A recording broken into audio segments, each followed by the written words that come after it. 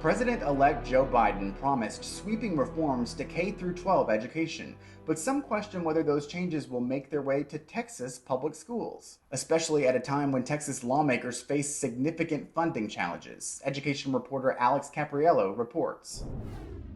I'm a proud Democrat,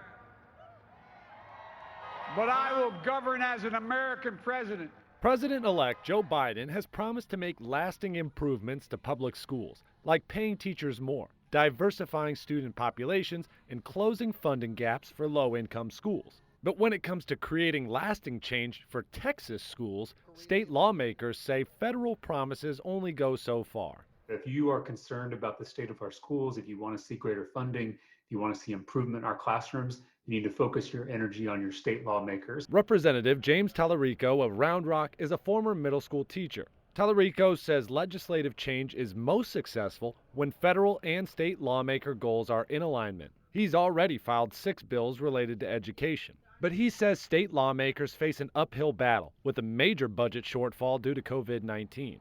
House Bill 3, the historic school finance overhaul that state legislators enacted back in 2019, is also in jeopardy. He says if state lawmakers can't balance the budget, education reform would be one of the first things to go. It's going to be up to lawmakers on both sides of the political aisle to stand up for House Bill 3 and to keep the promise that we made to students, that we made to teachers, and that we made to parents. Tallarico says a federal financial injection to the Texas budget, like the one the state received during the last recession, will help reduce cuts and allow the Texas legislature to continue prioritizing public education.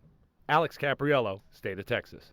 Tallarico filed several education bills last week. Those include legislation to set a statewide standard for air quality in public schools and a bill to reduce class sizes for pre-K students. He also wants funding for programs to help kids cope with the stress of the pandemic. State lawmakers take a new look at how Texas could make money from marijuana. I think the revenue and cost saving issues are always going to be a priority, especially in a budget year like this. Why some at the Capitol believe now is the time to make marijuana legal in Texas.